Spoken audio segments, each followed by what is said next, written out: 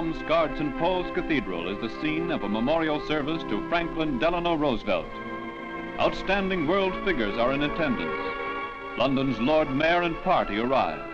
Following them are Generals Montague and Weeks, representing CMHQ. Kings and queens of 5 nations pay homage to the memory of a great leader.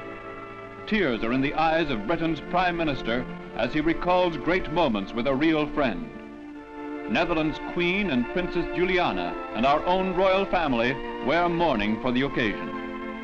For the first time in history, an American ambassador, Mr. J.G. Wynant, reads the lesson in the ancient cathedral. The sentiments of the congregation of 2,000 are reflected in the words of St. Paul's Dean. We render thanks to Almighty God for the services which President Roosevelt gave to the welfare and peace, not only of his own people, but of all the peoples of the world.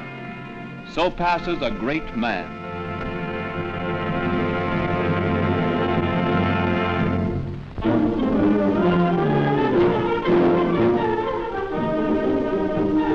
At McGill University in the city of Montreal, Dr. Cyril James, principal, and Dean Cyrus MacMillan welcome their first class of this war's veterans.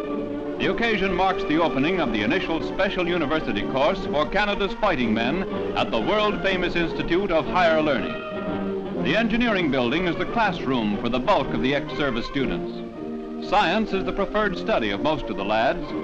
With lady professors to impart the knowledge of physics, staying after school for special instruction is a pleasure. Under the new educational scheme, the usual 4-year course will be completed in 3. To do this, the faculty will work overtime, staying on during the summer months.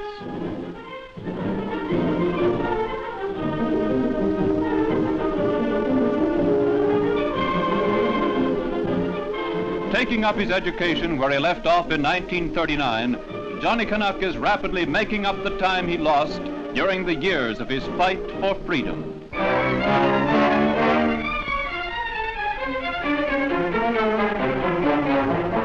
The heavy recovery section, R.C.E.M.E, does a man-sized job in reclaiming knocked-out vehicles. Anything up to the heaviest tanks and transport are rescued to fight another day. Each recovery presents its own problems, so there is no book of rules. From the field, they are transported back to a recovery park where they are classified as repairable or not repairable. Those of no further use are stripped and their parts used for repairs. In the park, all kinds of vehicles and guns are found.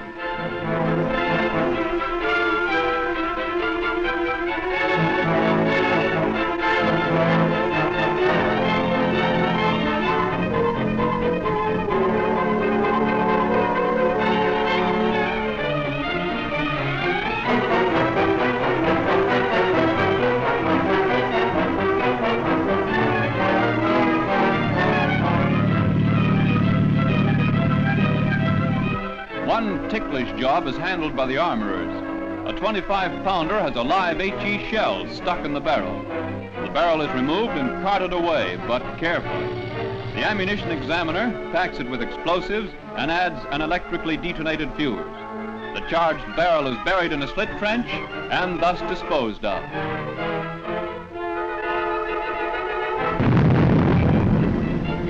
Jeep parts are always in demand.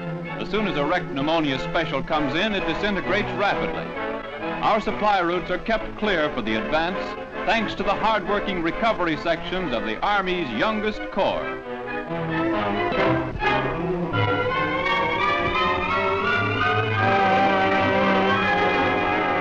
Men of the 1st Canadian Parachute Battalion forge ahead into Germany. Fighting as a unit of the 6th Airborne Division, they seldom go short of dairy products while dairy farms are still functioning. Riding on British tanks, the force strikes out in a general northeasterly direction. Their goal is the German North Sea ports.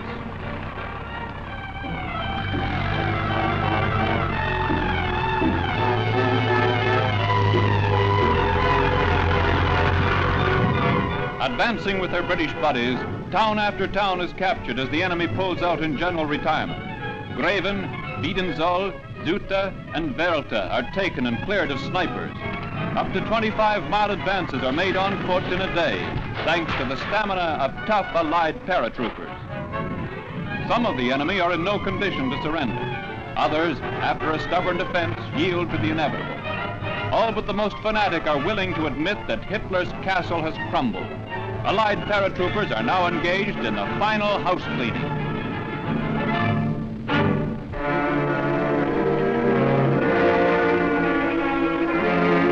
Stalag VI C near Meppen, Germany, is captured by the rapid 4th Canadian Armoured Div advance. Its scenes of utter horror will forever be engraved on the minds of its liberators. 2,500 Russian prisoners of war died of starvation and TB in 1 month in this home of the living dead. Scenes of daily life before liberation are reenacted by those prisoners able to walk for cameramen of the Canadian Army Newsreel. Regardless of disability, all were forced to parade daily. Latecomers were attacked by a large German police dog as sport for the camp commandant. A slice of hard, dry bread and a few spoons full of watery soup was the daily ration. Privileged prisoners could scramble in the swill from German messes for tidbits. The dead were thrown into a pit by their comrades who were scarce able to move. When Germany's people are judged for their crimes, not the least of them will be the inhuman treatment of prisoners in Stalag VI C.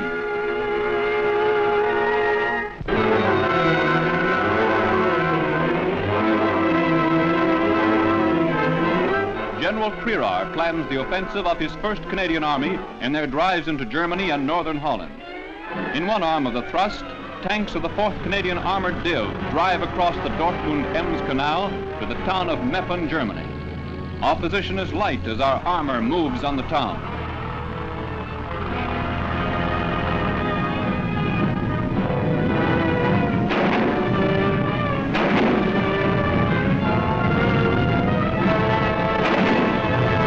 Outside the town of Zogel, a terrific counterattack is launched by a recently formed paratroop battalion of fanatical young Germans.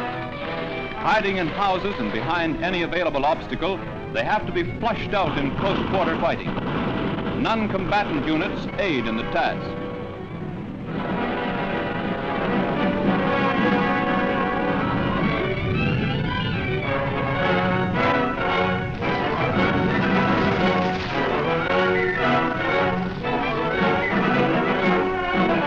German civilians who fired on our troops are rounded up and forced to read Allied proclamations. Meanwhile, another prong of our offensive strikes northwest into Holland. Their immediate objective is the town of Deventer. A great contrast in receptions is afforded by the Dutch people. In Germany, we are conquerors, but in Holland, we are liberators and friends.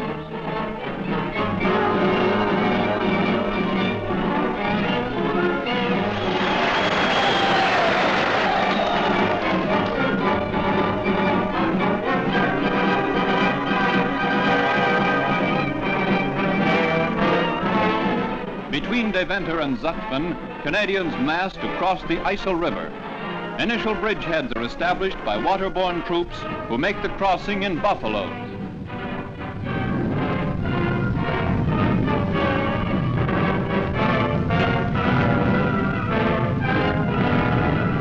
Even rafts are used to get supporting armor to the far bank. Under intense shelling, the engineers construct a pontoon bridge for the light traffic. Soon vehicles of all kinds augment the force of the attack. Further south on the Ijssel River, troops of a British div launch their thrust to take the never-to-be-forgotten town of Arnhem. Canadian guns fire in support.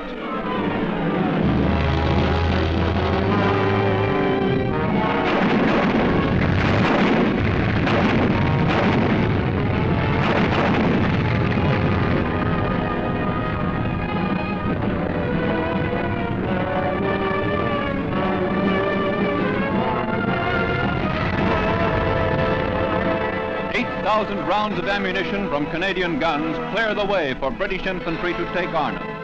It's a great day for the Tommies. At long last, they have taken revenge for their airborne comrades. They are back on ground hallowed by the memory of the men who wrote a new page in gallantry, the men of Arnhem.